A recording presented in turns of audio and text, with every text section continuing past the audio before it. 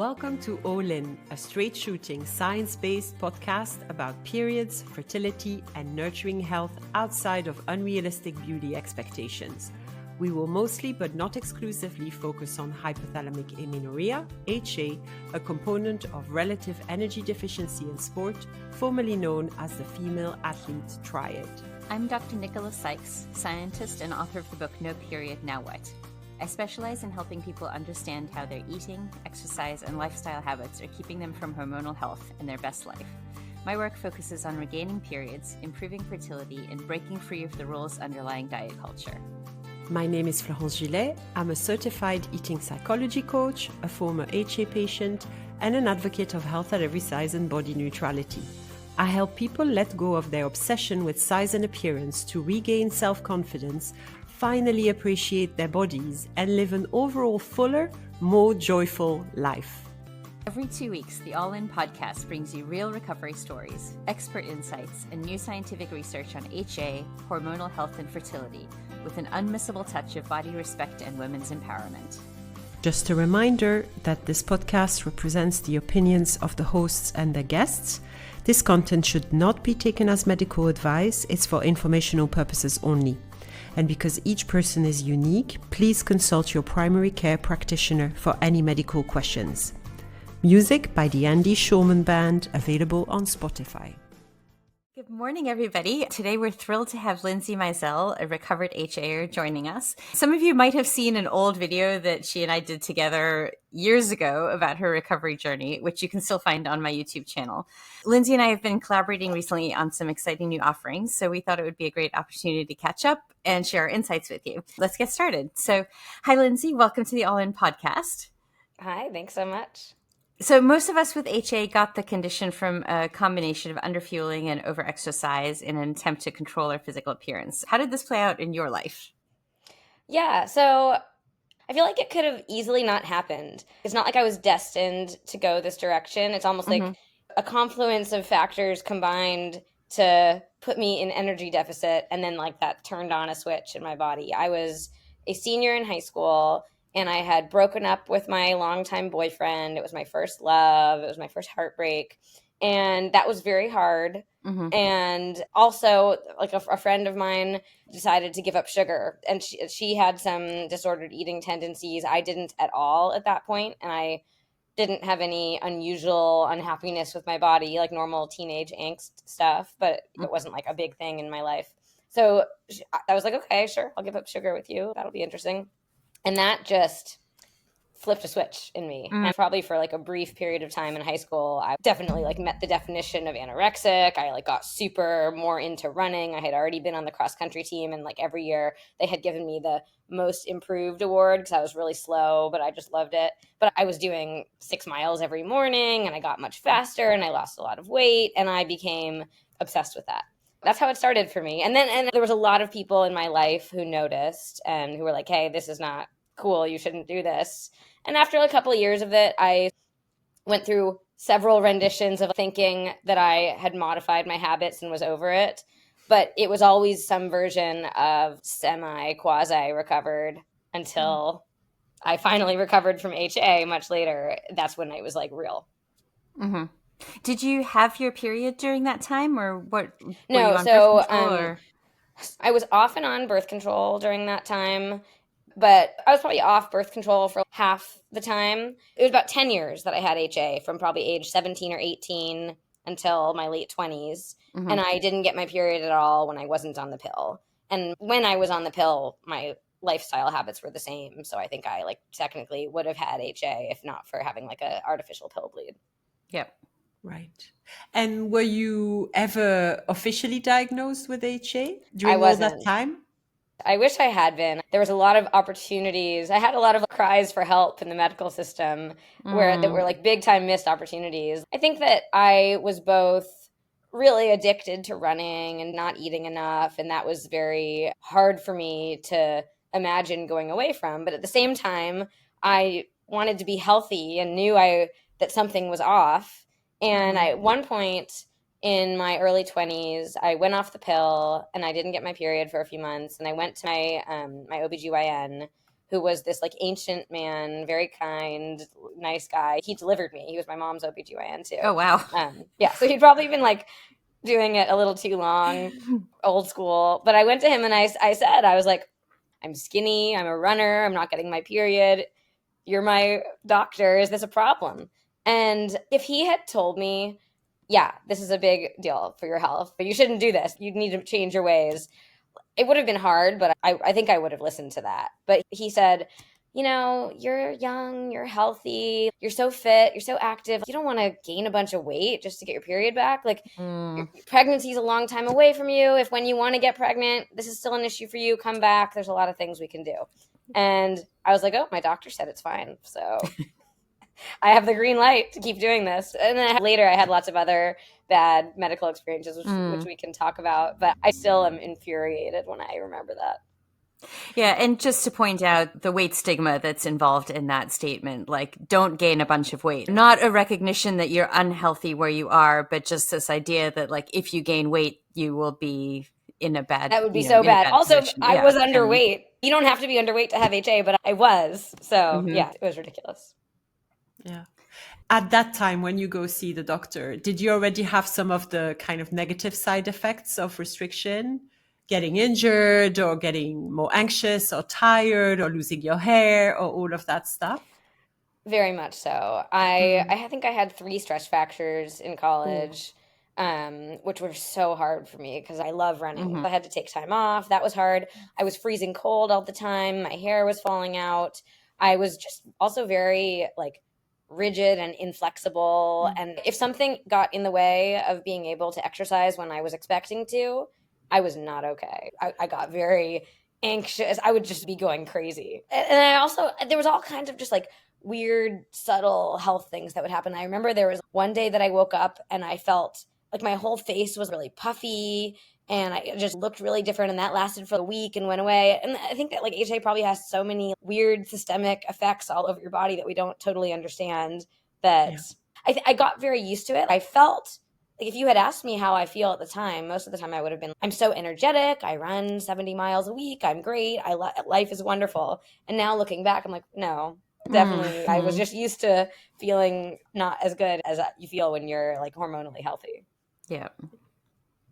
So what were your next steps after that? I know we met through No Period Now What and the support groups. How did you find those, and what role did they play for you in moving forward in this journey?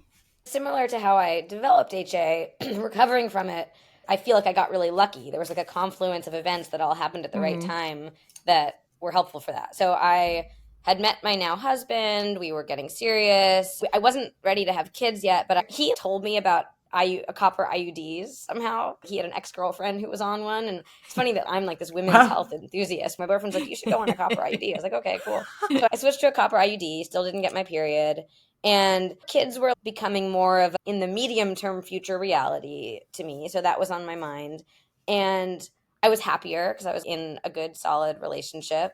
Also, I think that was right around the time that No Period Now What came out. And I somehow, I'd be Googling things every now and then because I'm like, oh, it's probably bad. Like, it was more obvious to me because I was switched to the copper IUD. And I was like, yeah, I'm definitely not getting a period. And so I read the book and found my way to the communities. I had a few one-on-one coaching sessions with Nico. And it wasn't enough right away for me to go all in. It was really hard. There was definitely gradations and steps. I got all this knowledge from the book. And my first thought was like, whoa. And I joined the community. I was like, oh, there's these women who stop exercising and they gain weight. That's crazy. I would never do that. But I'm also kind of intrigued. So I'm going to stay plugged into this world and maybe I'll take some baby steps. And I'm certainly not going to have to recover that way. I'll like do what I can to halfway. I'll get my period back, but no way could I possibly give up running. And I did that for a long time, I don't know, probably a year of baby steps. The thing that finally put me over the edge was I had this epiphany. I was cutting back my exercise more and more and more. The eating piece was fine. I can eat a lot, but I'm not going to give up exercise. And so that was definitely me. I was cutting down to running every other day and then just running a few times a week and then just doing like really slow short runs. And I was like, why am I wasting my time running so much less than I want to and than I can? And also being anxious and wondering every time I go on a run if this is the right or wrong thing to do. I should just cut this out. and really recover. And then I can go back to doing whatever I want while being well nourished and stuff. So I finally did it. I think that reading the book and being in the communities for a year socialized me very slowly to the idea of this very hard thing. I finally did it, and I got my period back in 6 weeks. Yeah. Wow. Awesome. That's great. That's actually quite a common experience among people that I work with, is that it's really hard for them to give up exercise. So it's like, okay, I'll eat more, slowly cut down on the exercise, and then eventually just like, oh my God, like, why am I still doing this? Yeah. And obviously the length of time that it takes for somebody to get their first period after that varies. Like, I think 6 weeks is definitely on the shorter side. So, I'm never going to say, oh, do this and your period's coming back in 6 weeks. Like, that's not reasonable. But if you've already been making steps towards recovery, then it is often the case that sort of that last step of cutting out the high intensity exercise really does do the trick for your body. Yeah, for me, it definitely did. I still kind of marvel at the fact that I didn't get my period for 10 years. And in the end, when I was finally ready to commit to it, I know not everybody has this like 6-week experience, but I was only a hair's breadth away from getting my period that whole time. You actually have to work really hard to not get your period. It's a really cool story because I think it will inspire anybody listening that's been kind of dipping a toe like you did for a year, to maybe say, okay, I should really maybe jump with both feet now and not look back. And I'm curious, I'm just thinking of that first 6 weeks. How did it look like for you? What did all in look like for you? Not just practically, but also mentally, because that's usually the hardest part. So I have a lot of thoughts about this. So deciding to go all in was like a year-long process for me. It was very, very, very hard. I never thought I would be able to do that. I looked at other people doing that and I was like, I know that's never going to be me. It was probably the hardest thing I've ever done. And for me, it just meant continuing to eat as I was, but not doing any intense exercise. So that was what was really hard. And once I did, the first week emotionally was hard. All of the ways that I felt that I was explaining before, if I wasn't able to exercise, it would make me just feel crazy. I felt that. I felt so restless and anxious, and it was really, really hard. And then after like literally just 1 week or so of that, I woke up and I was like, oh, I don't care anymore. I'll do this as long as it takes. It's totally fine. You need to actually like go through the motions of changing your habits to allow something in your brain to make a new pathway, or I don't know what exactly was happening, but it felt like I just needed to actually change what I was doing. And that suddenly it changed something in my brain, so it wasn't hard anymore. And at that point I was like, okay, like this is fine. I'm committed to this as long as it takes. And I was physically active. I think a lot of people are scared. A lot of people with HA have this like all or nothing mentality. It's like, oh, if I can't run 70 miles a week, I have to sit on the couch all day and like watch TV and eat chips. And that's going to be my life. Not that there's anything wrong with that if that's what you want to do. But no, I still biked to work and I went on hikes on the weekend and I played a little Frisbee and I did some yoga. But it was not like tracking it obsessively and worried. And if I couldn't do what I thought I was going to do, I was okay, that's fine. I can just go with it. You can still move your body in a way that feels good. You don't have to be chained to getting this endorphin feeling. And also, I think once I felt more at ease with doing all in, it almost, in the same way that training to run a really fast 10K, you sort of are in awe of how you do these workouts and you get faster, and it's amazing. I was similarly in awe of, oh wow, I don't do these workouts and my body responds. I get out of shape. And that's so cool that I just, in a few weeks, I stopped doing this thing and my body is changing and that's causing my hormones to wake up. And I had a lot of like mental tricks that I would do that I came across in the beginning that really helped me. So the feeling that I got a lot of energy and I can't believe I can't exercise like I'm used to and it's just making me crazy. I was like, oh, that's literally exactly what my hypothalamus needs to wake up. It's really good that I feel this intense, uncomfortable feeling of energy that would usually be expended, because that's like going right back into me. So that's great. That's exactly what I need. And that helps me reframe it a lot. Yeah, I really like that. I want to comment in terms of still being active. I completely agree with you. I really do find that the recommendation that I generally have is keeping your heart rate at 100 beats per minute or less. That seems to be a really good place because when you go above that, then your body is generating cortisol and that suppresses your hypothalamus. So you can move, but just I always encourage people to tone down what they're doing. You know, you're no longer going for that personal record. You're going for like a leisurely bike ride with your friends, that kind of thing. So I just really want to emphasize the importance of really toning down whatever movement you are doing. Walking is generally fine, but not walking, 2 hours on a treadmill set at max incline. That's probably going to be too much. It doesn't mean, as Lindsay said, it doesn't mean sitting on the couch, but it also means relaxing and resting and nourishing. Yeah, and I definitely learned that I thought for a super long time, oh, if I don't exert my body to the max of what I'm capable of, how will I feel comfortable in my life and in the day? I'll just feel like I have all this excess energy. But I learned through necessity of the limitations that I put on myself that actually doing gentle yoga, it does feel good to move your body. And you can get a lot out of that if that's what's available to you. And it's not like you have to do that forever, but I think people do have a need to move their body and not just sit still all day. And you can meet that need with not intense exercise for a time if you need to. Yeah. Yep. I love that you talk about the all or nothing and that you still run today. Because sometimes when it's too scary to give up completely, like slowing down will sometimes get you to a place where you're then ready to really be all in. Do you get what I'm saying?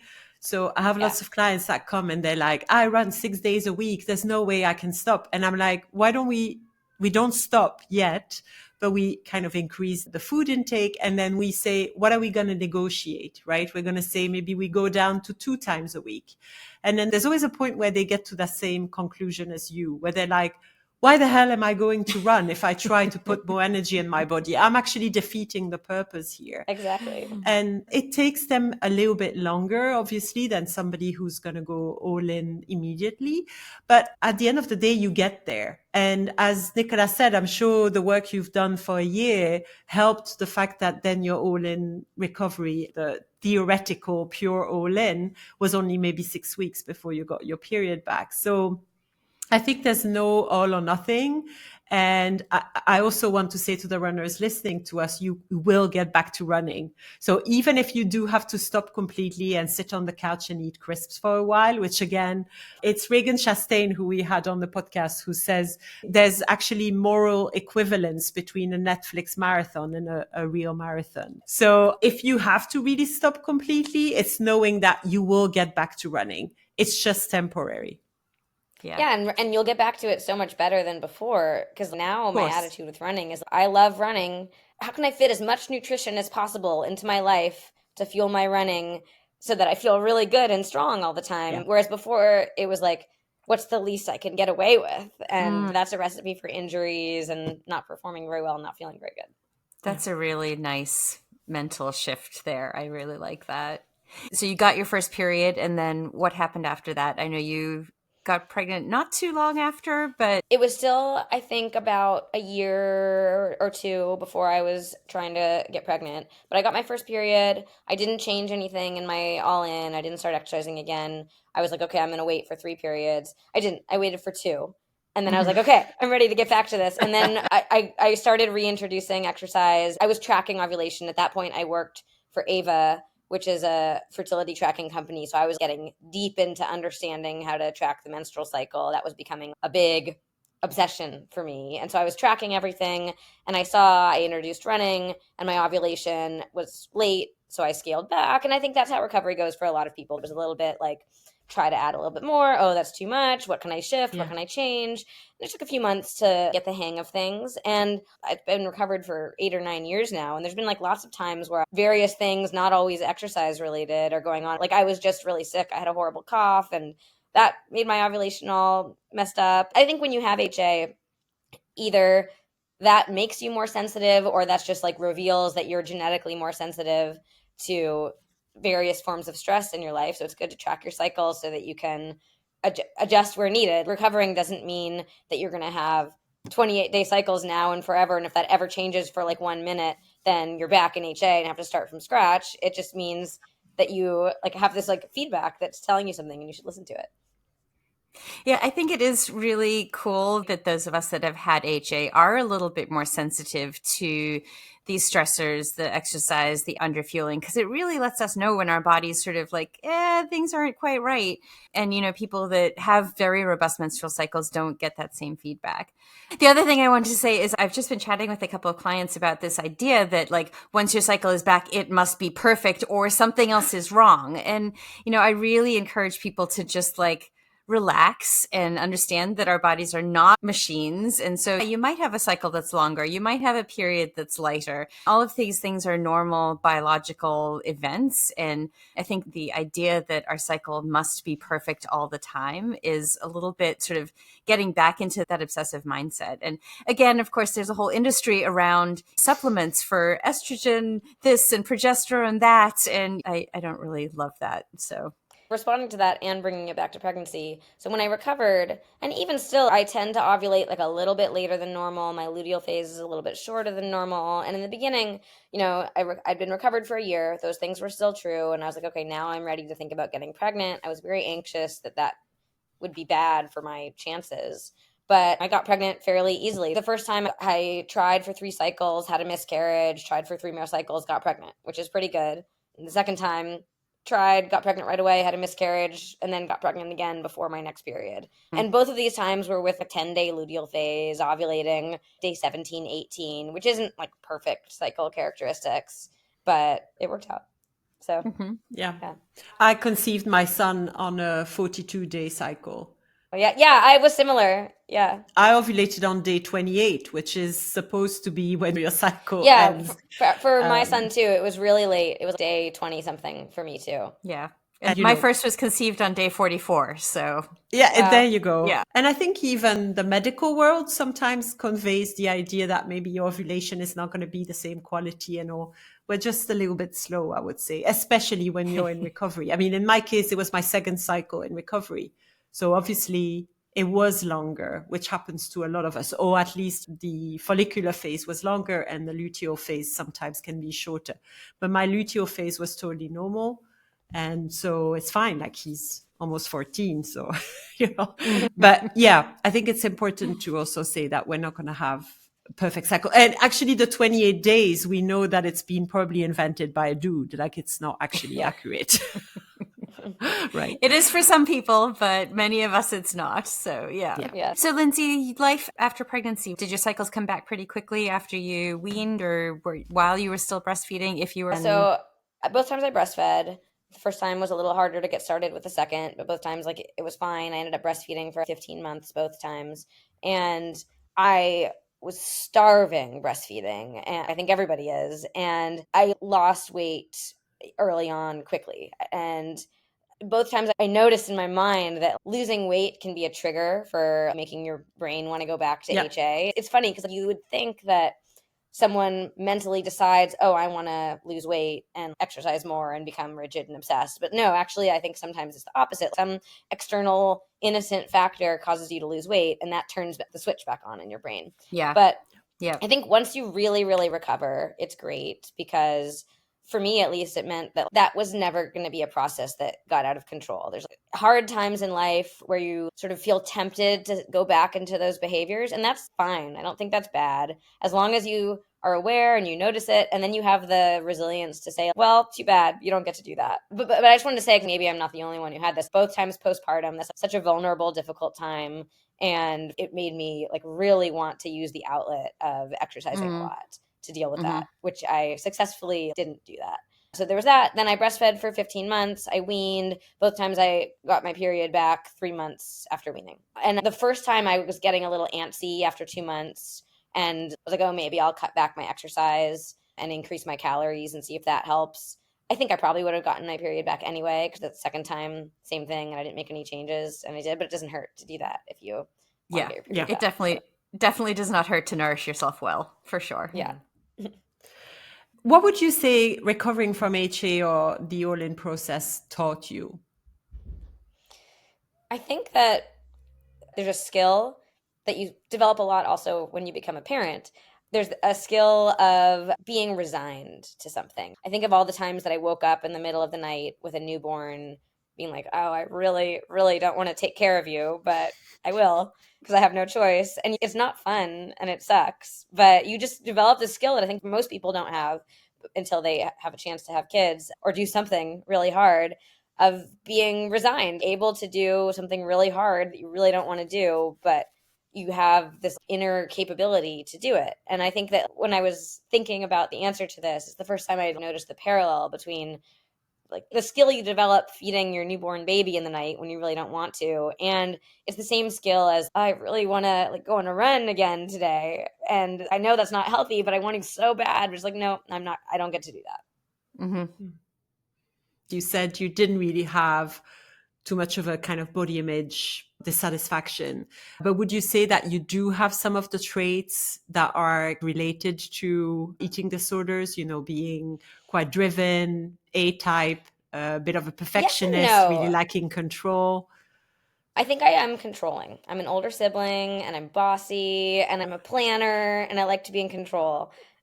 But I don't think I'm a perfectionist. I think I am driven about certain things, but not about others. I always felt like that stereotypical personality fit me in some ways and not in others. And I also felt like it confused me for a very long time. I did have a little bit of body image issues when I was in high school and all of this started, but no better or worse than the average 17-year-old girl. I've usually been fine with my body. So it's been very confusing to me. Why did I develop all of these eating disorder spectrum and exercise addiction behaviors when body image wasn't a big issue for me? And I think that for me, it resonates much more strongly that it's not necessarily that this happened to me because I'm this driven perfectionist, but rather that I turned on a switch in my brain that was there. Maybe I was genetically more vulnerable. I had energy deficit, and that awakened something in me that was like a biological process, Yep. more biological than emotional, that just like made me seek out all of these behaviors. Yeah. And that tracks with how I recovered too, because I went to a therapist off and on when I was in college and a little bit after to talk about some of these issues and try to not exercise as much. This was way before I discovered No Period Now What. And I feel like I developed this really lucid and rich understanding of all of these behaviors and the dynamic and why I was doing it. And it made absolutely no difference in my recovery at all. It was like very interesting and enlightening and expensive. But it was only when I was like, oh, I just need to muscle myself away from exercising, and it's going to suck and be hard, but in a week I'll feel better, because that changes your brain again in the same way it changes. Yeah. Makes sense. So you had mentioned earlier that you had worked for Ava for a while. How did you get into that? And what are some things that you've learned from that sort of sphere? Yeah, so around the same time that I discovered No Period Now What and was working on recovery, I started working at Ava just like months to a year max before that. It was like around the same time. And again, like a perfect confluence of events. Very lucky that I started working in the field of the menstrual cycle at the same time that that issue became immensely perfectly relevant to me. And both of the things fueled each other because I became super invested in what I was doing for work, because I was really deeply understanding how important that was in my own life for my own health. And Ava was about helping people get pregnant, but it also had tons of supporting messages just around your menstrual cycle is important. You should know it. You should understand it. It's important for your overall health. Just for people who don't know what Ava is, can you explain? Yeah, so Ava is a bracelet that you wear at night that tracks the menstrual cycle. The first rendition of the product was for women who were trying to get pregnant. We were also working on a contraception focused product, but then we were acquired by another company, and that effort was shut down. And that's a whole story into itself that I won't get into. I think largely because of what I was going through in my own life, and that I had joined Ava really early and was an instrumental early team member, I was able to shape the focus of the company and say, oh no, this shouldn't be just about fertility. This should be about overall health. And I developed like a big content site for them that had lots of research-backed information about the menstrual cycle. And I also got to spend my days poring over medical literature and learning things and deeply researching the menstrual cycle. And it made me like reflect a lot on the nature of learning about a topic deeply. Because I remember when I first started in that job, I had a very average understanding of how the menstrual cycle works, not this like deep understanding of it. And it took a year or two of reading the same information and internalizing it and then getting it on a new level. I think a lot of this complex stuff, you might read a paper that explains everything to you perfectly, but not develop this deep understanding until you're exposed to it repeatedly and then have different information that fills in pieces at different times. And so I spent 8 years just reading and thinking about the menstrual cycle all day, every day. So I have a lot of favorite studies and fun facts, and that was a lovely period of life. That's really cool. And so you reached out to Nicola a few months ago. Can you tell us a bit more about what led you to reaching out? Yeah, definitely. So I think some people who recover from HA just move on with their lives, and that's great. And other people always feel in debt to having had the opportunity to recover and just feel like really fired up about helping other people recover. They just like can't go away from that world. And you guys are probably that, obviously. And I'm definitely that. And I noticed that for years, I would just like not only talk about no period now what and what recovery meant to me whenever I had the opportunity, I would be spending time seeking out opportunities to do so. I felt like I was just an evangelist for no period now what, spending a bunch of time doing that. And actually reached out to Nico 2 or 3 times before we ended up working together. I was like, hey, we should work together to make this message go farther and help more people, because I'm just very in awe of what it did in my life. There's like all these hormonal health coaches and period repair people and blah, blah, blah, whatever. That's fine. But I don't know, like Nico is the OG of that and very accessible and could be more accessible. So I really wanted to help with that. And it would just, the timing was good because I had recently left full-time work and was trying to build up my own consulting practice, which has been a big fun thing in my own life. And I was like, yes, we should do something. And we have been, and it's been wonderful. Yeah. It's been really great working with you, Lindsay. So I'm really bad at like any kind of self-promotion and marketing. So maybe you could tell people what we've been working on. Yes. Okay. I would love to. I agree with you that you're bad at it, but it's good. It's a good thing because it means you're good at what you're good at, which is putting HA on the map and giving people accurate, actionable information about it and building recovery communities around it, enabling women like me who never thought they could ever change their ways. I feel like I owe everything, my 2 kids, to you. So thank you. It's good that you're bad at marketing, but I'm good at marketing. And so we're working on a whole host of ways to improve and scale up no period now what's marketing operation with the goal of making more people aware of it in an accessible way without ever doing things that don't feel true to your brand. I almost hesitate to use the word brand because you're so much more authentic than a brand, but your brand is genuinely helping people recover in a research-backed way. So we're looking at all the channels where you're active and thinking about like, how can we make the things that you're saying on Instagram or TikTok or email more resonant and reach more people so that more people can recover? And how can we package what you do in different ways so that more people can access it, whether that's like classes or different formulations of community? I'm extremely excited about all of it. Yeah. That sounds really cool. We are planning an online course starting in January that will be, I think, 8 weeks, going through different aspects of recovery, from sort of diagnosis to what's going on with your body to talking about food and exercise and talking about things post-recovery. I'm excited about that and also a little scared at the same time.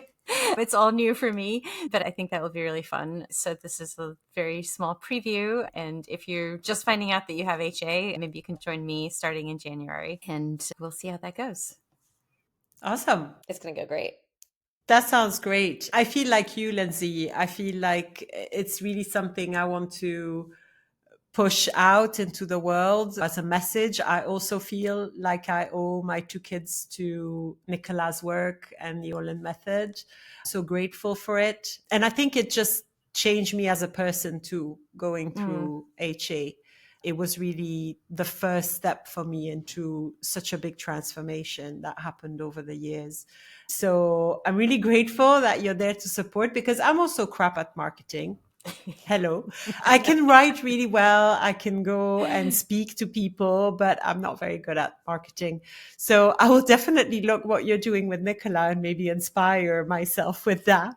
So, Lindsay, we have a ritual question at the end of the podcast. You probably know about it. And we ask our guests how they are all in right now in their lives. So can you tell us a bit what your version of all in is right now? Yeah, that's an easy one for me right now. My version of all in has been this transition from full-time in-house working for someone else to building up my own consulting practice. It's been so scary and so vulnerable, and such a learning process, and also the best thing ever. Even when I had like amazing jobs that were great, like Ava, I always felt like it wasn't quite the right fit. It wasn't right for me, and I didn't know why, and I felt a bit jaded all the time and would complain about things and just felt like, okay, well, I guess I'm going to be one of those people who's never happy career-wise. But I've been like putting my whole self all into this working for myself thing, and I love it. I feel like so lucky and honored to be able to pick what kind of companies I work with and learn all about what they're doing and contribute where I can and decide how I work. And if anybody is thinking about that, it's really great. You should do it. Yeah. Yeah, and I think it's really important for me in the women's health business, but in wellness in general, not to prey on people.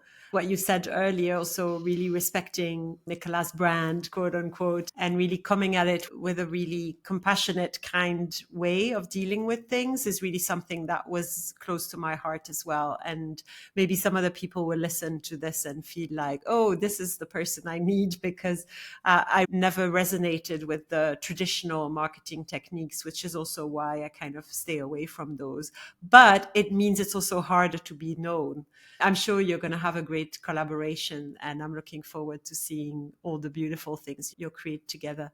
Thank you so much, Lindsay. It was such a pleasure talking to you. Yes. Absolutely. I'm going to do a little bit more shameless self-promotion. So I did just publish a new blog post that I've called The Definitive Guide to HA, because it really is, I looked at it on my tablet and it said 15 minutes to read. So it's quite long, but you've got lots of little sections. And so if you read it, find it useful, please share with other people. And I think that goes for all of our work in general. If you find this podcast useful, please share it with people in your circle and our other offerings, support groups, what have you. We should record your definitive guide, so it's also audio based, because 15 minutes to listen to is nothing. You would do the dishes and listen to it. That's a really good. You guys should definitely do that. If you're ready and you have a lot of saliva for 15 minutes talking on your own. I always feel for the people recording their audiobooks. I'm like, geez, 6 hours of recording. But anyway, it was lovely to have you on, Lindsay. And we're really looking forward to seeing all the nice projects that you both work on. And we wish you all the best for your new venture. Thanks. Bye. Bye-bye. One thing that always strikes me is how different each person's all-in journey is. As I often say, there are many paths to HA and many paths out of it. Your journey is unique. That is so true. If you need more support on your journey, you should definitely start with No Period Now What, which you can get at noperiod.info/book. And Florence and I both work with people on different aspects of period recovery and so much more. If you'd like more personalized advice and attention, you can go to noperiod.info/appointments to schedule a time to speak with me on fixing issues underlying missing periods, blood work, diagnosis, and lots more. Or beyondbodyimage.com to work with me on the fear of weight gain and making peace with food, exercise, in your body. I also take care of the new French version of No Period Now What through the Instagram account Je n'ai plus mes règles _livre. We also have joint clients and online support groups, so you can access both our domains of expertise and get the physical and mental help you deserve to put an end to disordered eating once and for all. If you enjoyed this podcast and found it helpful, please subscribe and drop us a review to help more people find it.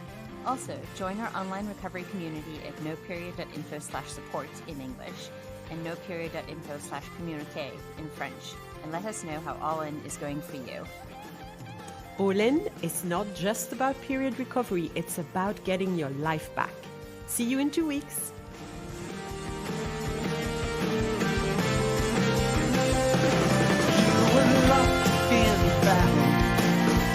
You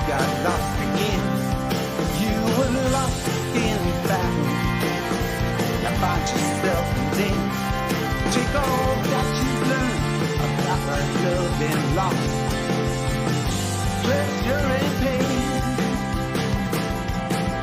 You never get lost again.